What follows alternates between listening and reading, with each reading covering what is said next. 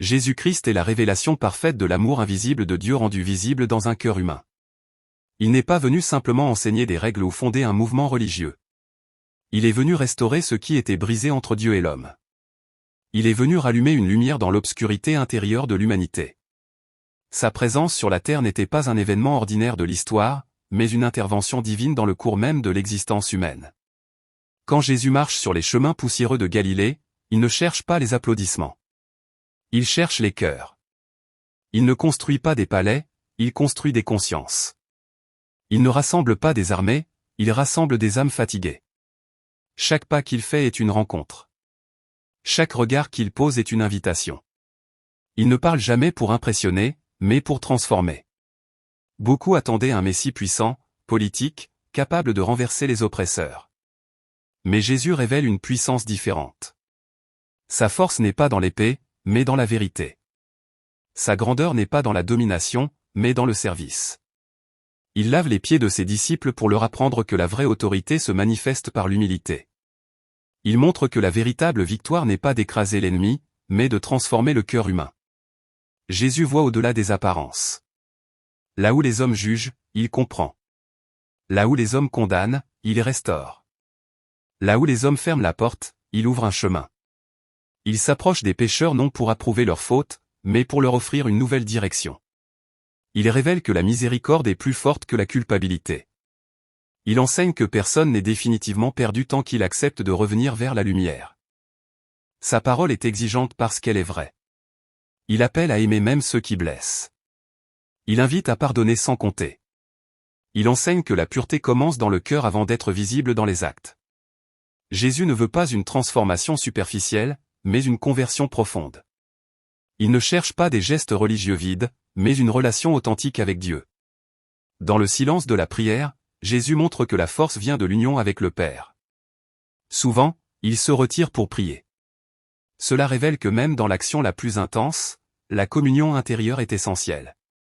Il nous apprend que la vie spirituelle n'est pas une fuite du monde, mais une source de puissance pour y agir avec justice et compassion. Lorsque la souffrance approche, Jésus ne recule pas. Il sait que la croix l'attend. Il sait que l'injustice triomphera temporairement. Pourtant, il avance avec détermination. Il accepte la trahison, l'abandon, le rejet. Il porte le poids du péché humain sans répondre par la haine. Sur la croix, il montre que l'amour véritable ne dépend pas des circonstances. Il pardonne alors même qu'on le crucifie. Il aime alors même qu'on le rejette. La croix devient ainsi le lieu où l'amour atteint son sommet. Ce n'est pas un symbole de faiblesse, mais la preuve que l'amour est prêt à se sacrifier pour sauver. Jésus transforme un instrument de torture en signe d'espérance.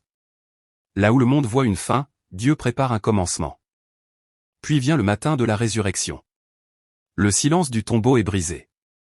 La pierre roulée annonce que rien ne peut enfermer la vie divine. Jésus ressuscité apporte une paix nouvelle à ses disciples. Il ne revient pas avec reproche, mais avec consolation.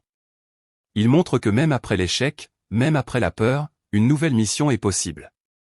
La résurrection affirme que la lumière triomphe toujours des ténèbres. Aujourd'hui encore, Jésus appelle intérieurement chaque être humain.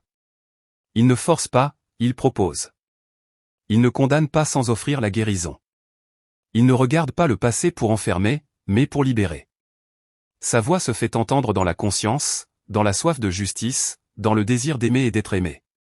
Suivre Jésus, c'est accepter d'entrer dans une transformation constante. C'est apprendre à vivre avec un cœur plus large que nos blessures. C'est choisir la vérité même quand elle coûte. C'est marcher dans la lumière même quand l'ombre semble plus confortable. Jésus n'enlève pas les combats de la vie, mais il donne une paix intérieure qui dépasse les circonstances.